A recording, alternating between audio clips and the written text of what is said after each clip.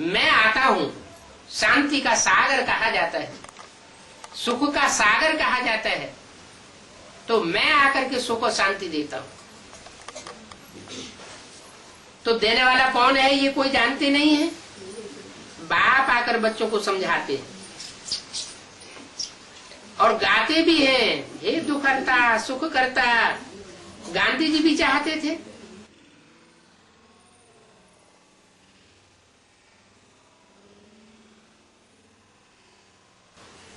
कि भगवान आकर के हम पतितों को पावन बनाओ। हे पतित पावन आओ की गुहार लगाई। गांधी जी ने लगाई तो गांधी जी के पीछे पीछे राष्ट्र के जितने भी मनुष्य थे सब ने ये गुहार लगाई, पतित पावन सीताराम। लेकिन वो गुहार लगाने वाले जानते थे क्या कि वो कैसे पतितों को आकर के पावन बनाता है। गाते थे हे पतित पावन आओ, अर्थ तो उन्हें भी पता नहीं था, अर्थ का उनको पता ही नहीं। बापूजी गीता का पाठ करते थे,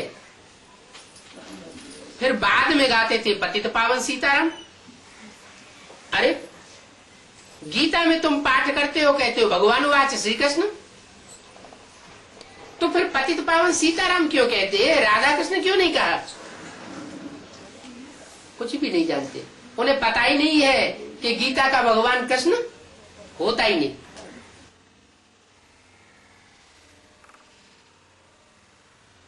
गीता का भगवान कृष्ण नहीं होता, गीता का भगवान तो वो सुप्रीम सोल बाप ही होता है। कृष्ण के अंतिम जन्म में नहीं आता है। कब आता है,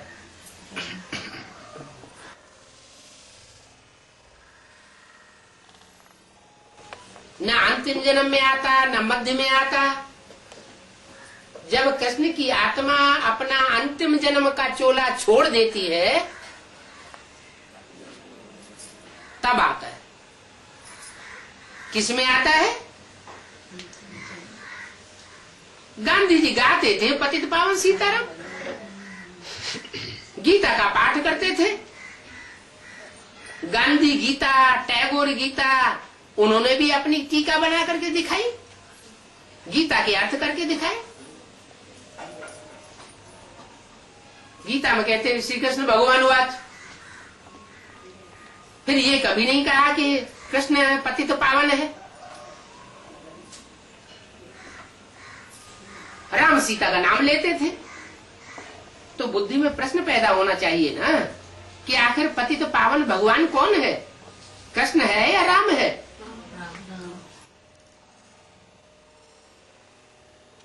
तो उनकी बुद्धि में नहीं आया, तुम्हारी बुद्धि में आ गया क्या कि वो पतितों को पावन बनाने वाला राम अपने अंतिम चोले में जब होता है कलयुग के अंत में, तब उसमें वो सुप्रीम सोल शिव प्रवेश करता है और प्रवेश करके फिर पतितों को पावन बनाता है।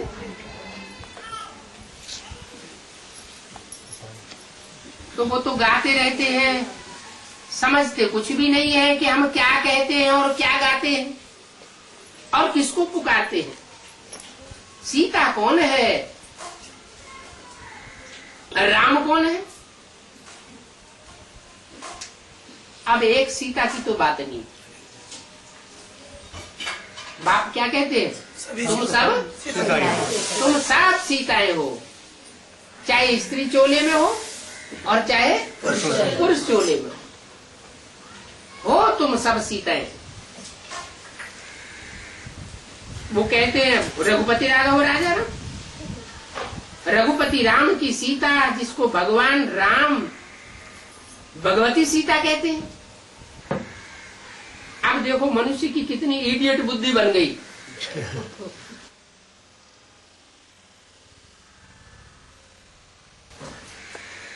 राम को भगवान कहते, सीता को भगवती कहते। ये ऐसी बुद्धि क्यों बन गई। भक्ति करते करते बुद्धि पावन बनी या पतित बनी? इस भक्ति से क्या फायदा है? क्या मिला? मिलता तो कुछ भी नहीं। ये भक्ति मार्ग की सामग्री सब ड्रामा में लोग हैं। द्वापर से लेकर के रावण राज्य शुरू होता है। क्या फिर कोई बात कि द्वैतवाद जब शुरू होता है तो रावण राज्य शुरू होता है। रावण राज्य माने दसियों का राज्य। 10 गुरु बैठ करके अपनी अपनी भाषा सुनाते हैं, अपनी भाषणबाजी सुनाने लगते हैं। उन 10 गुरुओं में बुद्धि बिखर जाती है। द्वैतवाद से अनेकों बाद चालू हो जाते हैं। कोई की बुद्धि कहां भटकती है, कोई की बुद्धि कहां भटकती है, एकाग्रता तो आती नहीं। तो ये द्वापर से रावण राज्य शुरू होता है। मनुष्यों को ये पता ही नहीं है कि रावण की चीज क्या है। चित्र बनाते रहते हैं। अरे चित्र बनाते हैं तो पता होना चाहिए ना, ये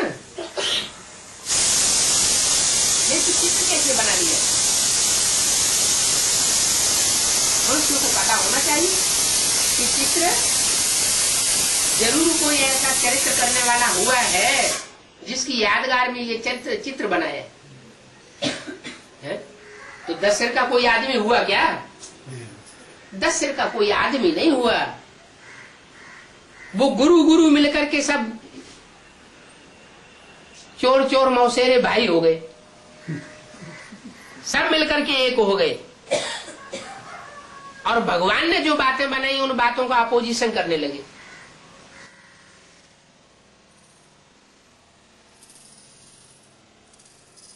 खुद को भगवान बना करके बैठा दिया, भगवान को छुपा दिया। बाप कहते हैं अब इन गुरुओं को मारो गोली। ये रावण के जो 10 सिर हैं, ये 10 सिर रुलाने वाले हैं, तुमको दुख देने वाले हैं। रावण का अर्थ ही होता है जो लोगों को रुलाता है, उसका नाम पड़ता है रावण। रावयते लोकान, लोगों को जो रुलाता है उसका नाम पड़ता है रावण। उसके मुकाबले लोगों को जो रमण कराता है, खेल खिलाता है, खेल खेल में सुख पहुंचाता है, वो है राम। राम और रावण दोनों एक दूसरे के दुश्मन हैं। मैं रावण में आता हूं या राम में आता हूं? एक सिर वाले में आता हूं, 10 सिर वाले में मैं आता ही नहीं। राम को छोटा रूप दिखाया जाता है या रावण को छोटा रूप दिखाया जाता है? राम को छोटा रूप दिखाते हैं और रावण को बहुत बड़ा रूप दिखाते हैं। हर साल रावण का पुतला बड़ा होता चला जाता है।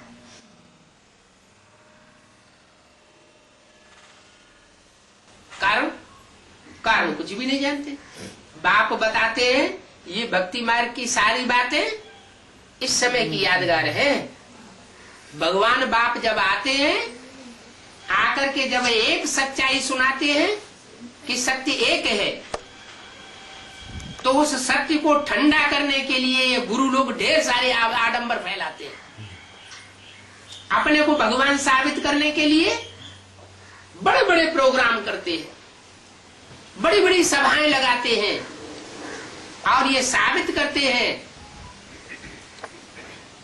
कि ये त्रिमूर्ति शिव नहीं है।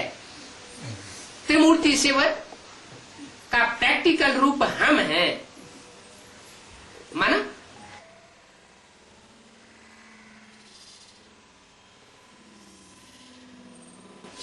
अपने अपने चेहरे बना करके 3 मूर्तियां संसार में प्रत्यक्ष करते हैं।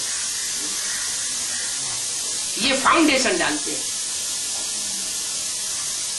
कहते हैं अलग से ब्रह्मा, अलग से विष्णु, अलग से शंकर कोई नहीं होता। हम ही ब्रह्मा है, हम ही विष्णु है, हम ही शंकर है, ब्रह्मास्मि। बाप कहते हैं ठीक है, आत्मा ब्रह्मा नंबरवार ही तो बनेगी, आत्मा विष्णु बनकर के नंबरवार ही पालना करेगी, शंकर बनकर के नंबरवार ही विनाश करेगी। एक जैसी स्थापना, पालना और विनाश हर मनुष्य आत्मा नहीं कर सकती। जो अव्वल नंबर है ब्रह्मा, अव्वल नंबर है विष्णु, अव्वल नंबर है शंकर, उस पार्ट को वो पार्टधारी बनाना मेरा काम है। तुम आपस में एक दूसरे को ये बना नहीं सकते। कौन नहीं बना सकते? मनुष्य गुरु। मनुष्य गुरु खुद ही दुख देने वाले हैं, तो सुख की सृष्टि रचने वाले त्रिमूर्ति शिव कैसे बन सकते?